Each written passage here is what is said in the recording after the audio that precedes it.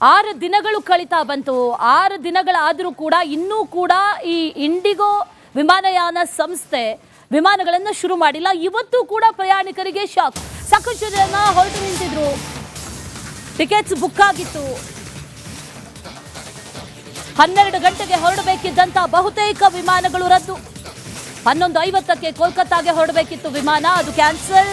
12:40ಕ್ಕೆ ಮಂಗಳೂರು ವಿಮಾನ, ಅದು ಕೂಡ ರದ್ದು. ಇನ್ನು 1 ಗಂಟೆಗೆ ದೆಹಲಿಗೆ ಹೋಗಬೇಕಾಗಿತ್ತು ಫ್ಲೈಟ್, ಆ ಫ್ಲೈಟ್ ಕೂಡ ಕ್ಯಾನ್ಸಲ್. 1:05ಕ್ಕೆ ಕೊಚ್ಚಿಗೆ ಹಾರಬೇಕಾಗಿದ್ದಂಥ ಫ್ಲೈಟ್, ಅದು ಕ್ಯಾನ್ಸಲ್. 1:20ರ ನಾಸಿಕ್ ವಿಮಾನ ಕೂಡ ರದ್ದು. ಎಲ್ಲ ವಿಮಾನಗಳನ್ನ ಈಗ ರದ್ದು ಮಾಡಿದೆ ಇಂಡಿಗೋ ವಿಮಾನಯಾನ ಸಂಸ್ಥೆ.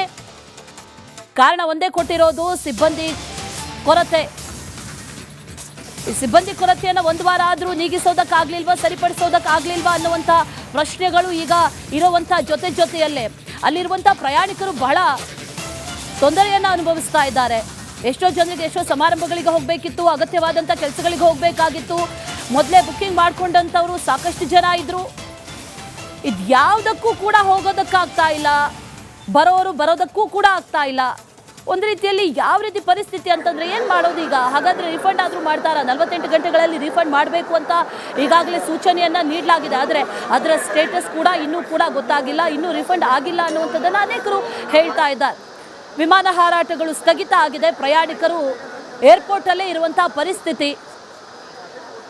ದೆಹಲಿ, ಹೈದರಾಬಾದ್, ಕೊಚ್ಚಿ, ಕೋಲ್ಕತ್ತಾ ಹೀಗೆ ಅನೇಕ ಕಡೆಗಳಿಗೆ ಹೋಗಬೇಕಾಗಿದ್ದಂಥ ವಿಮಾನಗಳೆಲ್ಲವೂ ಕೂಡ ಕ್ಯಾನ್ಸಲ್ಡ್ ಅನ್ನುವಂಥ ಬೋರ್ಡನ್ನು ತೋರಿಸ್ತಾ ಇದೆ.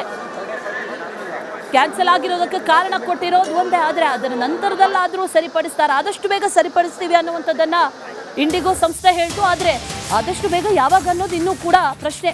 ಪ್ರಯಾಣಿಕರ ಹಣ ಮರುಪಾವತಿಗೆ ಗಡುವನ್ನು ಕೂಡ ಈಗ ನೀಡಲಾಗಿದೆ. ರಾತ್ರಿ ಇವತ್ತು 8 ಗಂಟೆಯ ಒಳಗೆ ರಿಫಂಡ್ ಆಗಬೇಕು ಅಂತ ಆದೇಶವನ್ನು ನೀಡಲಾಗಿದೆ. 48 ಗಂಟೆಗಳಲ್ಲಿ ಲಗೇಜ್ ವಿಲೇವಾರಿ ಕೂಡ ಆಗಬೇಕು ಅಂತ ಸೂಚನೆಯನ್ನು ಕೊಟ್ಟಿದ್ದಾರೆ. ಪ್ರಯಾಣಿಕರ ಹಣ ಮರುಪಾವತಿ ಆಗಬೇಕು. ಈ ಮರುಪಾವತಿ ವಿಚಾರಕ್ಕೂ ಸಂಬಂಧಪಟ್ಟಂತೆ ಬಹಳ ಡಿಲೇ ಆಗುತ್ತೆ ಅನ್ನುವಂಥದ್ದು ಕೂಡ ಇತ್ತು. 4 ರಿಂದ 5 ದಿನ, 5 ಬಿಸ್ನೆಸ್ ಡೇಸ್ ಅಥವಾ ವರ್ಕಿಂಗ್ ಡೇಸ್ ಬೇಕು ಅನ್ನುವಂಥದ್ದನ್ನು ಕೂಡ ಹೇಳ್ತಾ ಇದ್ರು. ಆ ರೀತಿ ಆಗೋದಿಲ್ಲ. ಇವತ್ತು 8 ಗಂಟೆಯ ಒಳಗೆ ರಿಫಂಡ್ ಆಗಬೇಕು ಅನ್ನುವಂಥ ಆದೇಶವನ್ನು ಕೂಡ ಕೊಟ್ಟಿದ್ದಾರೆ. ಜೊತೆಗೆ ಈ ಲಗೇಜ್ ಅನ್ನು ಪಡ್ಕೊಳ್ಳುವಂಥ ನಿಟ್ಟಿನಲ್ಲೂ ಕೂಡ ಸಾಕಷ್ಟು ತೊಂದರೆಗಳಾಗ್ತಾ ಇತ್ತು ಪ್ರಯಾಣಿಕರಿಗೆ. ಅದಕ್ಕೂ ಕೂಡ ಈಗ ಸೂಚನೆಯನ್ನ ಕೊಟ್ಟಿದ್ದಾರೆ. ಯಾವುದು ಕೂಡ ಡಿಲೇ ಆಗಬಾರ್ದು, ಪ್ರಯಾಣಿಕರಿಗೆ ತೊಂದರೆ ಆಗಬಾರ್ದು ಅನ್ನುವಂಥ ನಿಟ್ಟಿನಲ್ಲಿ ಈಗಾಗಲೇ ಸೂಚನೆಯನ್ನ ನೀಡಲಾಗಿದೆ. ಹಣ ಮರುಪಾವತಿ ಆಗಬೇಕು, ಲಗೇಜ್ಗಳೆಲ್ಲವೂ ಕೂಡ ಪ್ರಯಾಣಿಕರನ್ನ ತಲುಪಬೇಕು ಅನ್ನುವಂಥ ನಿಟ್ಟಿನಲ್ಲಿ ಈಗಾಗಲೇ ಸೂಚನೆಯನ್ನ ಕೂಡ ಕೊಟ್ಟಿರೋದು. ಇನ್ನೂ ಕೂಡ ಈ ಇಂಡಿಗೋ ವಿಚಾರ ಏನು ಅನ್ನುವಂಥದ್ದು ಇನ್ನೂ ಕೂಡ ಪ್ರಶ್ನಾರ್ಥಕ ಚಿಹ್ನೆ. ಯಾವಾಗ ಸರಿಪಡಿಸ್ತಾರೆ ಅನ್ನುವಂಥದ್ದು ಕೂಡ ಈಗ ಇರುವಂಥ ಸದ್ಯದ ಕ್ವೆಶ್ಚನ್ ಮಾರ್ಕ್. ಆದರೆ ಜನರಿಗೆ ಒಂದು ರೀತಿಯಲ್ಲಿ ಇಂಡಿಗೋ ಸಂಸ್ಥೆಯ ಮೇಲೆ ನಂಬಿಕೆ ಹೊರಟೋಗುವಂಥ ಪರಿಸ್ಥಿತಿ. ಅದರ ಜೊತೆಯಲ್ಲಿ ಎಲ್ಲ ಫ್ಲೈಟ್ಗಳು ಕೂಡ ಕ್ಯಾನ್ಸಲ್ ಆಗ್ತಾ ಇದೆ. ಇವತ್ತಿನ ಬಹುತೇಕ ಫ್ಲೈಟ್ಗಳು ಕೂಡ ಕ್ಯಾನ್ಸಲ್. ಇಡೀ ದೇಶದಾದ್ಯಂತ ಸುಮಾರು 500ಕ್ಕೂ ಹೆಚ್ಚು ಫ್ಲೈಟ್ಗಳು ಕ್ಯಾನ್ಸಲ್.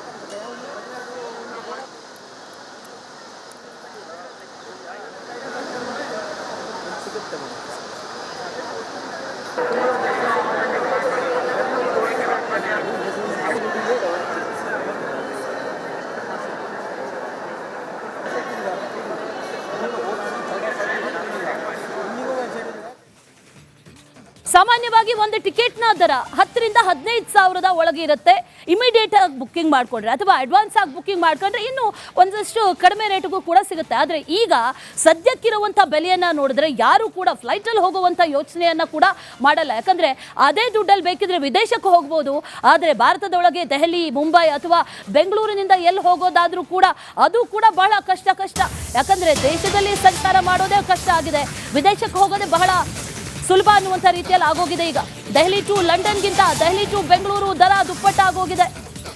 ಏರ್ ಇಂಡಿಯಾ ವಿಮಾನ ದರ ಕಂಡು ಪ್ರಯಾಣಿಕರು ಶಾಕ್ ಆಗಿದ್ದಾರೆ. 70 ರಿಂದ 80 ಸಾವಿರ. ದೆಹಲಿ ಟು ಪ್ಯಾರಿಸ್ಗಿಂತಲೂ ಕೂಡ ದೆಹಲಿಯಿಂದ ಬೆಂಗಳೂರಿಗೆ ಬರುವಂಥ ದರ ಇದೆಯಲ್ಲ, ಇದು 1 to 3 ಪಟ್ಟು ಹೆಚ್ಚಾಗಿದೆ. 26,766 ರೂಪಾಯಿ. ದೆಹಲಿ ಟು ಲಂಡನ್ ಪ್ರಯಾಣ ದರ 26,333. ದೆಹಲಿ ಟು ಬೆಂಗಳೂರು ಪ್ರಯಾಣ ದರ 38,500.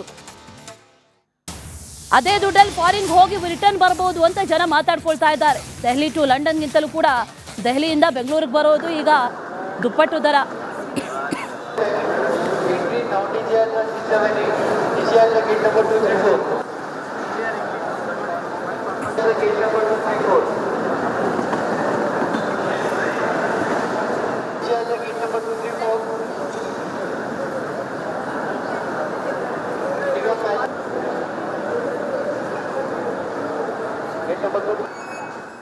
ಬಹುತೇಕ ವಿಮಾನಗಳೆಲ್ಲವೂ ಕೂಡ ಈಗ ರದ್ದಾಗಿರೋದು. ಹಾಗಾದ್ರೆ ಸ್ಟೇಟಸ್ ಏನು, ಹಾಗಾದ್ರೆ ಮುಂದೆ ಏನು ಅನ್ನುವಂಥ ಪ್ರಶ್ನೆ.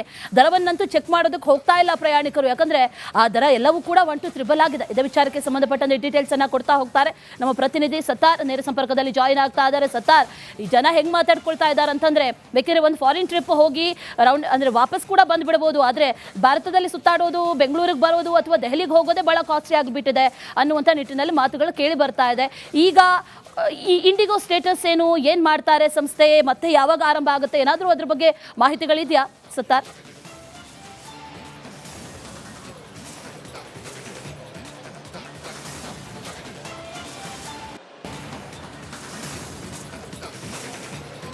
ಅಶ್ವಿನಿ, ಇಂತಹ ಸಮಯದಲ್ಲಿ, ಇಂತಹ ಜಟಿಲವಾಗಿರುವಂತಹ ಸಮಯದಲ್ಲಿ ವಿಮಾನಯಾನ ನಿರ್ದೇಶನಾಲಯ ಎಲ್ಲ ಏರ್ಲೈನ್ಸ್ಗೆ ಒಂದು ಖಡಕ್ ಸೂಚನೆಯನ್ನು ಕೊಡುವಂತಹ ಒಂದು ಕೆಲಸ ಆಗಬೇಕಾಗಿತ್ತು. ಒಂದು ಜನರ ಕಷ್ಟವನ್ನು ಅಡ್ವಾಂಟೇಜ್ ಆಗಿ ತೆಗೆದುಕೊಂಡು ಅವರಿಂದ ವಸೂಲಿ ಮಾಡಬೇಡಿ ಅನ್ನೋ ನಿಟ್ಟಿನಲ್ಲಿ ಸ್ಪಷ್ಟವಾಗಿರುವಂತಹ ಒಂದು ಸೂಚನೆ ಕೊಡಬೇಕಾಗಿತ್ತು. ಅದು ಆಗದಂತಹ ಹಿನ್ನೆಲೆ ಇವತ್ತು ಇಂತಹ ಜಟಿಲ ಸಮಯದಲ್ಲೂ ಕೂಡ ಪ್ರಯಾಣಿಕರಿಂದ ವಸೂಲಿ ಮಾಡುವಂತಹ ಕೆಲಸ ಆಗ್ತಾ ಇದೆ. ಇನ್ನು ಸದ್ಯದ ಸ್ಟೇಟಸ್ ನೋಡಿದಂತಹ ಸಂದರ್ಭದಲ್ಲಿ ಇಂಡಿಗೋ ಪ್ರಯಾಣ ದರ ಮತ್ತೆ ವಿಮಾನ ಸ್ಥಗಿತ ಆಗಿರುವಂತಹ ರದ್ದಾಗಿರುವಂತಹ ಪ್ರಕರಣ ಮತ್ತೆ ಹೆಚ್ಚಾಗ್ತಾ ಇದೆ. ಇವತ್ತು 12 ಗಂಟೆಗೆ ಬೆಳಗ್ಗಿನ ಸರಿಸುಮಾರು 30ಕ್ಕೂ ಅಧಿಕ ವಿಮಾನ ರದ್ದಾಗಿತ್ತು. ಇದಾದ ನಂತರ 12 ಗಂಟೆ ವಿಮಾನ ಇರುತ್ತೆ ಅಂತ ಬಹುತೇಕ ಪ್ರಯಾಣಿಕರು ಅಂದ್ಕೊಂಡು ಇವತ್ತು ಏರ್ಪೋರ್ಟ್ಗೆ ಬಂದಿದ್ರು. ಅವ್ರಿಗೆ ಇದೀಗ ಮತ್ತೆ ಶಾಕ್ ಎದುರಾಗಿರುವಂಥದ್ದು. ಬೆಳಿಗ್ಗೆ ಅಂದ್ರೆ ಮಧ್ಯಾಹ್ನ 11:50ರಿಂದ 1:25 ನಡುವಿನ ಬಹುತೇಕ ಎಲ್ಲಾ ವಿಮಾನಗಳು ಕೂಡ ರದ್ದಾಗಿರುವಂಥದ್ದು. ಕೋಲ್ಕತ್ತಾ ಆಗಿರ್ಬೋದು, ಮಂಗಳೂರು ಆಗಿರ್ಬೋದು, ಡೆಲ್ಲಿ ಆಗಿರ್ಬೋದು, ಕೊಚ್ಚಿ, ನಾಸಿಕ್, ಶಿರಡಿಗೆ ಇಲ್ಲಿಗೆ ಹೊರಡಬೇಕಾಗಿದ್ದ ಎಲ್ಲಾ ವಿಮಾನ ರದ್ದಾಗಿರುವ ಸಂಬಂಧಪಟ್ಟ ಹಾಗೆ ಈಗಾಗಲೇ ಮಾಹಿತಿಯನ್ನು ಕೂಡ ನೀಡಿದ್ದಾರೆ. ಇಲ್ಲಿ ಸಮಸ್ಯೆ ಆಗ್ತಾ ಇರುವುದೇನೆಂದ್ರೆ, ಡೇ 1 ನಿಂದಲೂ ಕೂಡ ಈ ಬಗ್ಗೆ ಇಂಡಿಗೋ ಸಿಬ್ಬಂದಿಯನ್ನು ಎಚ್ಚರಿಸುವಂತಹ ಒಂದು ಕೆಲಸವನ್ನು ರಿಪಬ್ಲಿಕ್ ಕೂಡ ಮಾಡ್ತಾ ಇತ್ತು. ಬಟ್ ಇದು ಮತ್ತೆ ಅದೇ ಪುನರಾವರ್ತಿತ ಸಮಸ್ಯೆ ಆಗ್ತಿದೆ. ಅಂದ್ರೆ ಪ್ರಯಾಣಿಕರಿಗೆ ಇವರು ಬೇಕಾದಂತಹ ಒಂದು ಸ್ಪಷ್ಟವಾಗಿರುವಂತಹ ಸಂದೇಶ ಕೊಡುವಲ್ಲಿ ಎಲ್ಲೋ ಒಂದು ಕಡೆ ಇಂಡಿಗೋ ಸಿಬ್ಬಂದಿ ಎಡುತ್ತಾ ಇರೋದು, ಜೊತೆಗೆ ಅವರ ನಿರ್ಲಕ್ಷ್ಯ ಇಲ್ಲಿ ಎದ್ದು ಕಾಣ್ತಾ ಇದೆ. ಯಾಕಂದ್ರೆ 12 ಗಂಟೆ ಫ್ಲೈಟ್ ಇಲ್ಲ ಅನ್ನೋದು ಸಿಬ್ಬಂದಿಗೆ ಬೆಳಿಗ್ಗೆನೆ ಗೊತ್ತಿದ್ರು ಕೂಡ ಅದ್ಯಾವುದನ್ನು ಆ ಪ್ರಯಾಣಿಕರ ಗಮನಕ್ಕೆ ತರದೆ ಅವರಲ್ಲಿ ಭರವಸೆಯನ್ನು ಹುಟ್ಟಿಸಿ ನಂತರ ಅವರಿಗೆ ನಂತರ ಫ್ಲೈಟ್ ಕ್ಯಾನ್ಸಲ್ ಆಗಿರುವಂತಹ ಸಂದೇಶವನ್ನು ಅವರಿಗೆ ಮುಟ್ಟಿಸುವಂತ ಒಂದು ಕೆಲಸ ಆಗ್ತಾ ಇದೆ. ಇದೇ ಕೆಲಸವನ್ನು ಆರಂಭದಲ್ಲೇ ಮಾಡಿದ್ರೆ ಇಷ್ಟೊಂದು ಸಮಸ್ಯೆ ಆಗಲ್ಲ, ಪ್ರಯಾಣಿಕರು ಕೂಡ ಇಷ್ಟೊಂದು ಆಕ್ರೋಶಿತರಾಗಲ್ಲ. ಯಾಕಂದ್ರೆ ಬೇರೆ ಬೇರೆ ಭಾಗದಿಂದ ಬಂದಿರ್ತಾರೆ, ಬೇರೆ ಬೇರೆ ಊರಿನಿಂದ ಬಂದಿರ್ತಾರೆ, ಬೇರೆ ಬೇರೆ ಜಿಲ್ಲೆ, ಬೇರೆ ಬೇರೆ ರಾಜ್ಯಗಳಿಂದಲೂ ಕೂಡ ಕನೆಕ್ಟಿಂಗ್ ಫ್ಲೈಟ್ ಇರೋ ಕಾರಣಕ್ಕಾಗಿ ಬೆಂಗಳೂರಿಗೆ ಬಂದಿರ್ತಾರೆ. ಇವರನ್ನು ಗಂಟೆಗಟ್ಟಲೆ ಕಾಯಿಸಿ, ಬೆಳಿಗ್ಗೆಯಿಂದಲೂ ಕಾಯಿಸಿ, ಮಧ್ಯಾಹ್ನ ಇನ್ನೇನು ಫ್ಲೈಟ್ ಹೊರಡುವ 5ರಿಂದ 10 ನಿಮಿಷದ ಮುಂಚೆ ಅವರಿಗೆ ಫ್ಲೈಟ್ ಕ್ಯಾನ್ಸಲ್ ಆಗಿರುವಂತಹ ವಿಚಾರ ಮುಟ್ಟಿಸೋದರಿಂದ ಸಹಜವಾಗಿ ಪ್ರಯಾಣಿಕರು ಕೂಡ ಆಕ್ರೋಶ ಭರಿತರಾಗ್ತಾ ಇದ್ದಾರೆ. ಇದೀಗ ಇಂಡಿಗೋ ಕೌಂಟರ್ ಹತ್ರ ಕೂಡ ಒಂದಿಷ್ಟು ಪ್ರಯಾಣಿಕರು ಆಕ್ರೋಶವನ್ನು ಹೊರಹಾಕ್ತಾ ಇದ್ದಾರೆ. ಒಂದು ಕಡೆ ಅವ್ರಿಗೆ ಈಗಾಗಲೇ ಏನು ಇಂಡಿಗೋ ಏರ್ಲೈನ್ಸ್ಗೆ ವಿಮಾನಯಾನ ಸಚಿವಾಲಯ ಸ್ಪಷ್ಟವಾಗಿರುವಂತಹ ಸಂದೇಶ ಕೊಟ್ಟಿದೆ. 48 ಗಂಟೆಯಲ್ಲಿ ಅವರು ಅಮೌಂಟ್ ಅನ್ನು ಮರುಪಾವತಿ ಮಾಡಬೇಕು, ಜೊತೆಗೆ ಲಗೇಜ್ ಅನ್ನು ಅವ್ರ ಕೈಗೆ ಒಪ್ಪಿಸಬೇಕು ಅಂತ ಸ್ಪಷ್ಟವಾಗಿರುವಂತಹ ಸೂಚನೆ ನಿನ್ನೆನೆ ಕೊಟ್ಟಿದ್ರು ಕೂಡ ಅದು ಇನ್ನೂ ಕೂಡ ಬಹುತೇಕ ಕಾರ್ಯರೂಪಕ್ಕೆ ಬಂದಿಲ್ಲ ಅನ್ನೋ ಆಕ್ರೋಶವನ್ನು ಇವತ್ತು ಪ್ರಯಾಣಿಕರು ಮಾಡ್ತಾ ಇದ್ದಾರೆ. ಯಾಕಂದ್ರೆ ಬಹುತೇಕ ಪ್ರಯಾಣಿಕರ ಲಗೇಜ್ ಇನ್ನೂ ಕೂಡ ಏರ್ಪೋರ್ಟ್ ನಲ್ಲಿ ಸ್ಟಕ್ ಆಗಿದೆ. ಅದನ್ನು ಅವರ ಸುಪರ್ದಿಗೆ ವಹಿಸುವಂತಹ ಕೆಲಸವನ್ನು ಇಲ್ಲಿರುವಂತಹ ಸಿಬ್ಬಂದಿ ಮಾಡ್ತಾ ಇಲ್ಲ ಅನ್ನೋ ಆರೋಪವನ್ನು ಕೂಡ ಮಾಡ್ತಾ ಇದ್ದಾರೆ. ಜೊತೆಗೆ ಈಗ ಸದ್ಯಕ್ಕೆ ನೋಡ್ತಾ ಹೋದಂತ ಸಂದರ್ಭದಲ್ಲಿ ಈಗ ಕನೆಕ್ಟಿಂಗ್ ಫ್ಲೈಟ್ ಇದ್ದವರು ಬೇರೆ ಪರ್ಯಾಯ ದಾರಿ ಇಲ್ಲದೆ ಅಂತಾಗಿದೆ. ಯಾಕಂದ್ರೆ ಈ ಒಂದು ಕಡೆ ಯಾವಾಗ ಈ ರೀತಿಯ ಸಮಸ್ಯೆ ಇತ್ತು, ಇತ್ತ ಬೇರೆ ಬೇರೆ ಏಜೆನ್ಸಿಗಳು, ಏರ್ಲೈನ್ಸ್ಗಳು ಕೂಡ ದುಪ್ಪಟ್ಟು ದರವನ್ನು ವಸೂಲಿ ಮಾಡ್ತಾ ಇದೆ. ಬರೀ ವಿಮಾನಯಾನ ಮಾತ್ರ ಅಲ್ಲ, ಇತ್ತ ಖಾಸಗಿ ಬಸ್ ಆಗಿರ್ಬೋದು, ಬಹುತೇಕ ಬಸ್ಗಳ ದರ ಕೂಡ ಹೆಚ್ಚಾಗಿದೆ.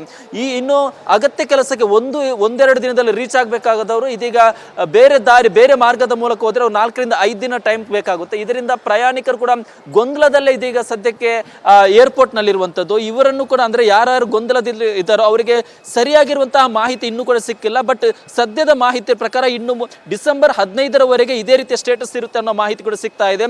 ಎಲ್ಲವೂ ಕೂಡ ಸರಿದಾರಿಗೆ ಬರಬೇಕಂದ್ರೆ ಇನ್ನೂ ಕೂಡ 1 ವಾರಗಳ ಕಾಲ ಕಾಯಬೇಕಂದ ಅನಿವಾರ್ಯತೆ ಪರಿಸ್ಥಿತಿ ಸದ್ಯಕ್ಕಿದೆ. Ashwini. Right Sattar, thank you ಡೀಟೇಲ್ಸ್ಗೆ.